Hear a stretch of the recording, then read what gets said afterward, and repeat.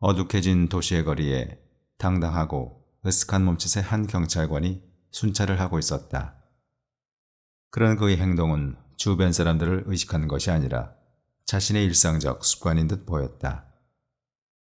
아직 밤 10시가 채 되지 않은 시간이었지만 비를 동반한 싸늘한 돌풍이 불어온 탓인지 아주 적은 수의 사람들만 거리를 거닐고 있었다. 그는 건물 주변에 별 이상은 없는지 주의 깊게 살피며 꽤나 능숙한 솜씨로 자신의 곤봉을 다루었다. 그는 이따금 차가운 시선으로 한적한 주위를 응시하며 특유한 몸짓으로 마치 평화의 수호자와도 같은 장면을 연출했다. 이곳의 거의 모든 상점들은 일찍 문을 닫는다.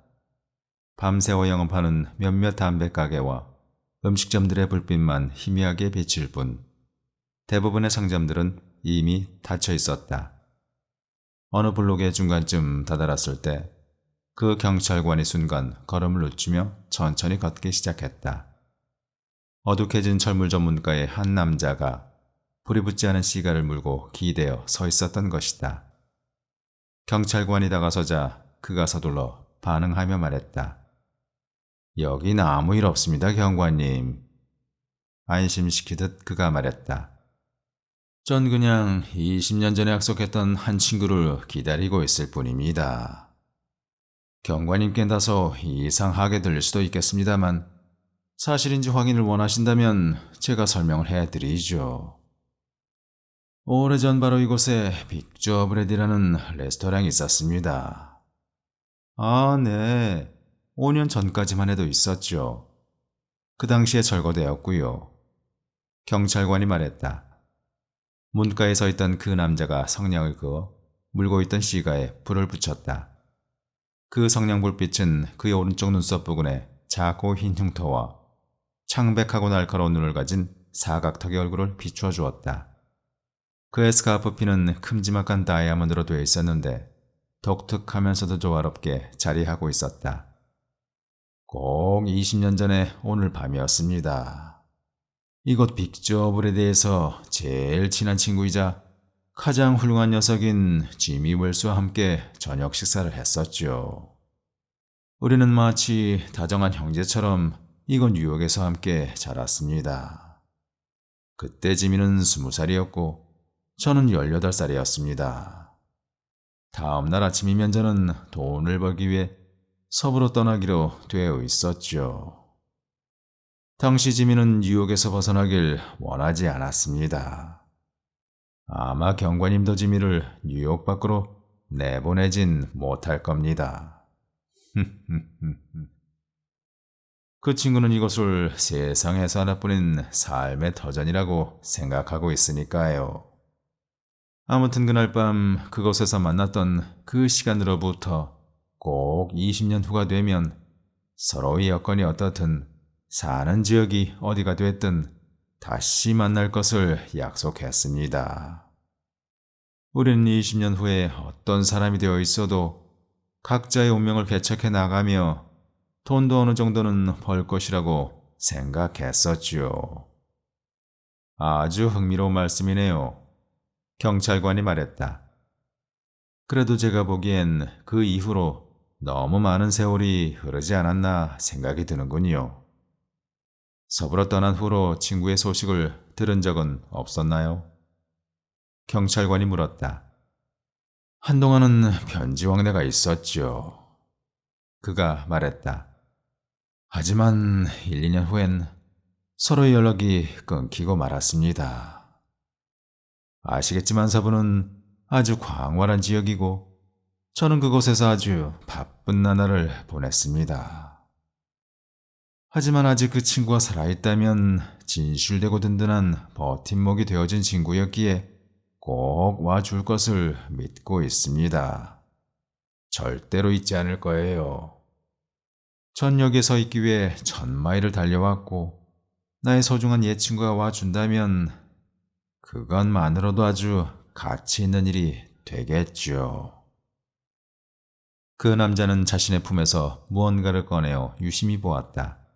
그것은 아주 작은 다이아몬드로 장식된 회중식이었다. 10시 3분 전이군요. 그가 말했다. 그날 식당에서 헤어질 때가 정확히 10시였거든요. 서부에선 꽤 잘 나가시는 분 같군요. 그렇지 않나요? 경찰관이 물었다. 네, 열심히 살다 보니 그렇게 됐네요. 저의 솔직한 바람은 제 반만이라도 지미가 성공해 주었으면 하는 것입니다. 물론 지미는 성실하면서도 꽉 막힌 면이 있긴 했지만 둘도 없는 아주 좋은 친구이기 때문이죠. 저는 부를 쌓기 위해 서부에 약삭 빠르고 머리 좋은 사람들과 경쟁을 해야만 했습니다. 이곳 뉴욕에 사는 사람들의 생각은 일정한 틀에 갇혀 있는 것 같더군요. 그런 이유 때문인지 그 친구도 서부에 대한 거부감이 있었던 것 같습니다. 경찰관은 들고 있던 권봉을 손으로 살짝 돌리며 한두 걸음 걷는다. 저는 이만 가봐야겠습니다. 친구분이 무사히 와줬으면 좋겠군요. 정각까지만 기다리실 건가요? 아닙니다. 그가 말했다. 적어도 30분 정도는 더 기다려 봐야죠. 지미가 살아있다면 그쯤엔 꼭 올 겁니다. 수고하십시오, 경관님. 아, 네. 좋은 밤 되십시오. 경찰관이 그곳을 떠나면서 말했다. 차가운 보슬비가 내리고 있었다. 어디서인지 모를 을스런스런 바람이 계속해서 불어왔다. 한적한 거리엔 몇몇 사람들만이 코트깃을 세우고 주머니에 손을 넣은 채 발걸음을 재촉했다. 아직도 철물점 문 옆에는 20년 전 친구를 기다리고 서 있는 그 남자가 보였다. 20분쯤 지났을까 귀를 덮을 정도의 깃을 올린 채 긴 오버코트를 걸친 키 큰 남자가 길을 건너 그에게 다가갔다. 혹시 밥인가? 남자가 조심스레 물었다. 오, 자넨 지미 웰스? 문 옆에 서 있던 남자가 소리쳤다. 막 도착한 남자도 그의 손을 잡고 외쳤다. 틀림없는 밥이야. 난 자네가 살아있는 한 다시 만나게 될 줄 믿고 있었네. 20년이란 정말 긴 시간이었어. 그 옛날 모든 것들이 여전하다면 좋겠지만 지금은 거의 사라지고 말았네. 옛날 그 레스토랑에서 추억을 떠올리며 함께 식사를 한다면 정말 좋을 텐데 말이야. 그건 그렇고 그동안 서부에선 잘 지냈나? 아무렴 서부란 곳은 내가 원하는 건 다 가져다 주었지. 그런데 자넨 많이 변한 것 같네. 키도 2, 3인치가 더 클 거라고는 생각도 못했고 말이야. 20살이 넘어서도 키가 좀 자라더군.